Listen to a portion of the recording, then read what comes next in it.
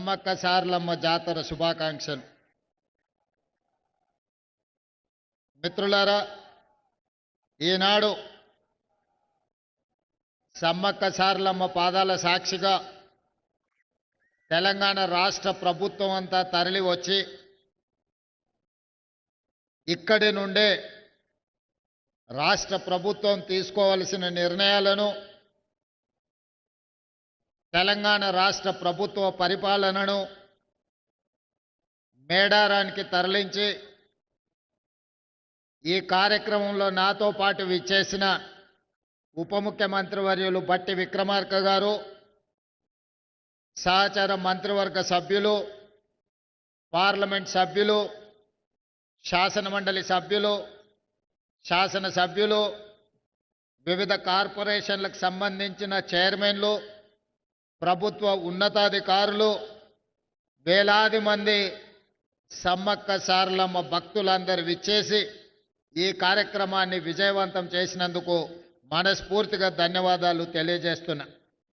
మరీ ముఖ్యంగా ఉమ్మడి ఆంధ్రప్రదేశ్లో కానీ తెలంగాణ రాష్ట్రంలో కానీ మంత్రివర్గం హైదరాబాదు నగరాన్ని దాటి బయట ఎక్కడ సమావేశం ఏర్పాటు చేసుకున్న సందర్భం లేదు.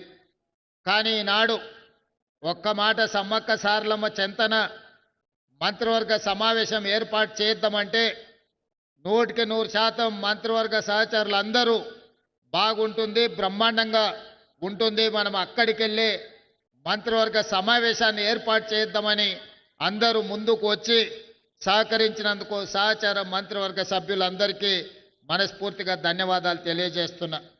మిత్రులారా, ధీరత్వమే దైవత్వంగా మారిన చారిత్రాత్మక సత్యం మేడారం మహోత్సవం. ఆనాడు గుడి లేని తల్లులను గుండె నిండా కొలుసుకునే తెలంగాణ అతిపెద్ద గిరిజన జాతర మేడారం జాతర. ఈ జాతరకు ఈ సమ్మక్క సారలమ్మ దేవతలకు మానవులుగా పుట్టి తాము నమ్మిన జనాని కోసం ఆనాడు కాకతీయుల మీదనే కత్తి దూసిన వీర వనితలు సమ్మక్క సారలమ్మలు. ఆ స్ఫూర్తిని తీసుకొని తెలంగాణ రాష్ట్రంలో జరుగుతున్న ప్రజాకంటక పరిపాలనను అంతమొందించాలి అని ఫిబ్రవరి 6, 2023 నాడు ఇక్కడి నుంచే హాత్ సే హాత్ జోడో యాత్రను ప్రారంభించి ఆనాడే నేను, సీతక్క, ముఖ్యమైన కాంగ్రెస్ నాయకులందరం కూడా సమ్మక్క సారలమ్మను సందర్శించుకొని ప్రతినబూనినం ఖచ్చితంగా ఆనాడు జరగబోయే ఎన్నికలలో ప్రజా ప్రభుత్వాన్ని ఏర్పాటు చేస్తాం, ఆ ప్రభుత్వంలో సమ్మక్క సారలమ్మ ప్రాంతాన్ని ప్రపంచానికే ఆదర్శంగా ఉండే విధంగా గొప్పగా అభివృద్ధి చేస్తామని చెప్పి ఆనాడే మాట ఇవ్వడం జరిగింది. ఇచ్చిన మాట ప్రకారం 3 సంవత్సరాలు పూర్తి కాకముందే సమ్మక్క సారలమ్మ ప్రాంతాన్ని ప్రపంచ పుణ్యక్షేత్రంగా ఉత్తరాదిలో కుంభమేళ ఉంటే దక్షిణాదిలో సమ్మక్క సారలమ్మ కుంభమేళాను నిర్వహించి ఈ దేశంలోనే కాదు ప్రపంచం నలుమూలల నుంచి ఆదివాసీలు, గిరిజనులే కాదు గిరిజనేతరులను ప్రతి వాళ్ళను ఇక్కడికి రప్పించే విధంగా ఒక అద్భుతమైన చారిత్రాత్మక కట్టడాలను కట్టాలని, దానికి సంబంధించిన నిధులను ఎప్పటికప్పుడు విడుదల చేస్తూ ఈ అభివృద్ధికి మంత్రివర్గ సహచరులు సహకరించారు. దేవాదాయ ధర్మాదాయ శాఖ మంత్రిగా శ్రీమతి కొండా సురేఖమ్మ ఈ జిల్లా నుంచే ఉమ్మడి వరంగల్ జిల్లా నుంచే ప్రాతినిధ్యం వహించడము, అదేవిధంగా ములుగు శాసనసభ నియోజకవర్గం నుంచి మా సోదరిమణి, మా ఇంటి ఆడబిడ్డ సీతక్క ప్రాతినిధ్యం వహించడము, ఈనాడు 2 ఆడబిడ్డలు తల్లి బిడ్డలైన సమ్మక్క సారలమ్మ జాతరకు గొప్పగా ఏర్పాట్లు చేయడం నిజంగా యాదృచ్ఛికమేమో కానీ ఇది దైవాపేక్ష అని నేను భావిస్తున్నా. 2 ఆడబిడ్డల నేతృత్వంలో ఈ జాతరకు అద్భుతమైన ఏర్పాట్లు చేసే అవకాశం దేవుడు నాకు, మా సోదరిమణులకు ఇచ్చిండ్రు. ఇది అరుదైన సందర్భము, ఇది ఒక అద్భుతమైన సన్నివేశం. అదేవిధంగా ఈ కార్యక్రమాన్ని ఇక్కడికే వచ్చి ఆర్కిటెక్ట్స్తోని ఇతర ఇంజనీరింగ్ నిపుణులతో మాట్లాడినప్పుడు 100 రోజుల్లో పూర్తి చెయ్యాలి అని అంటే అందరూ ఆశ్చర్యపోయినారు. ఆ రోజు వరంగల్ జిల్లా ఇన్ఛార్జ్ మంత్రి శ్రీనివాసరెడ్డి గారికి నేను ఒక మాట చెప్పిన, ఏది ఏమైనా 600 అక్కడి సూర్యుడు ఇక్కడ ఉదయించిన జనవరి 28 తారీఖు జాతర ప్రారంభమయ్యే లోపల ఇక్కడ పనులు పూర్తి చెయ్యాలి. నువ్వు ఏమి చేస్తావో నాకు తెలియదు, అది మీదే బాధ్యత అని పొంగులేటి శ్రీనివాసరెడ్డి గారికి బాధ్యత అప్పచెప్పిన. ఇక ఆ రోజు నుంచి వారు వెనుదిరిగి చూడలే. ఎంతో మందికి నిష్ఠూర్కమైనా కూడా ఈయనే కూర్చొని ప్రతి సందర్భంలో ఈ పనులను పర్యవేక్షించుకుంటూ ముందుకు తీసుకెళ్ళారు. వారితో పాటు ఆర్థిక మంత్రి గారు కూడా మిగతా సందర్భాలలో వారు కొంచెము ఖజానాకు గట్టిగా ఇట్లా పిడికిట్లో పట్టుకుంటారు.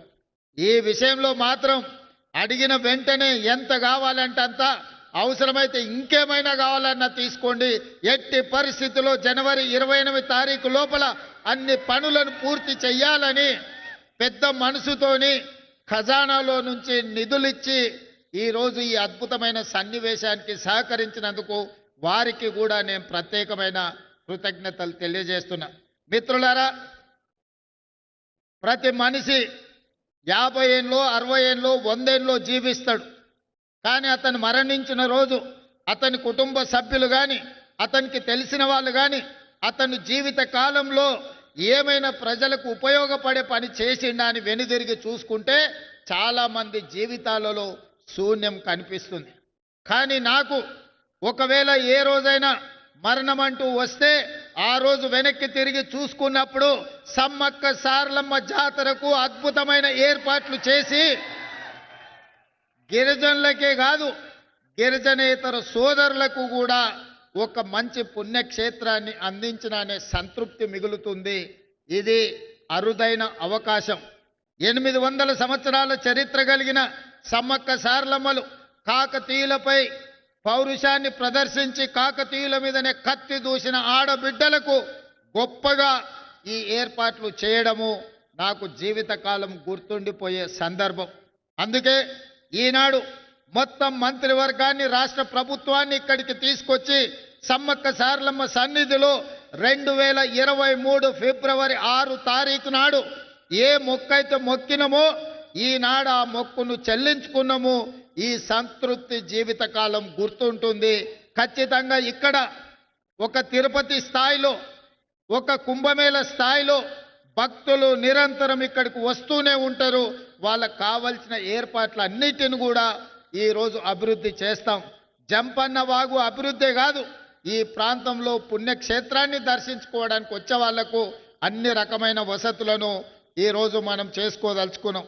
అదేవిధంగా రామప్ప నుండి లక్కవరం వరకు పైప్ లైన్తో జంపన్న వాగులో నిరంతరం నీళ్లు ఇస్తాం. దీనికి సంబంధించిన నిధులు కూడా భక్తులకు కూడా భక్తులకు స్నానాలు చేయడానికి పవిత్ర స్నానం చేసి సమ్మక్క సారలమ్మను సందర్శించుకోవడానికి అవసరమైన నీళ్లను రామప్ప లక్కవరం చెరువు నుంచి ఇక్కడి వరకు పైప్ లైన్ వేసి శాశ్వతంగా నీటి సమస్యను కూడా ఈరోజు మనము ఏర్పాటు చెయ్యాలని అనుకుంటున్నాం. అందుకే మిత్రులారా, ఎవరేమనుకున్నా నాకేమి బాధ లేదు. ఒక మంచి పని చేసినప్పుడు మిగిలే సంతృప్తి అన్నిటికంటే మించింది.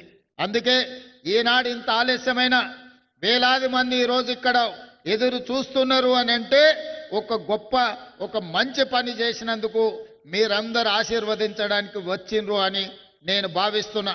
రేపు ఉదయం సమ్మక్క సారలమ్మ గుడిని ప్రారంభించుకొని భక్తులకు అంకితం చేస్తాం.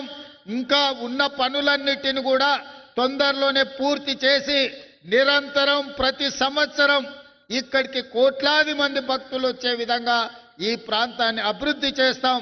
తప్పకుండా మా గిరిజన అదే విధంగా ఆదివాసీ శాసనసభ్యులతో పాటు గిరిజనేతర మంత్రులందరూ కూడా ఈనాడు సమ్మక్క సారలమ్మ పౌరుషాన్ని నింపుకొని ప్రజా పాలనను పేదలకు అందించి పేదలను ఆదుకునే సంక్షేమ అభివృద్ధిని ఈ రాష్ట్రాన్ని ముందు బాగానే ఉండి నడిపిస్తున్నందుకు వారందరికీ మనస్ఫూర్తిగా ధన్యవాదాలు తెలియజేస్తూ, ఇంత ఆలస్యమైన ఇన్ని వేలాది మంది ఇక్కడ ఉండి అదే విధంగా మా ఆదివాసీ కళాకారులందరూ కూడా మమ్మల్ని అందరినీ వాళ్ళ నైపుణ్యాన్ని ప్రదర్శించినందుకు కళాకారులను కూడా మనస్ఫూర్తిగా అభినందిస్తూ మీ అందరి దగ్గర సెలవు తీసుకుంటున్న ధన్యవాదాలు.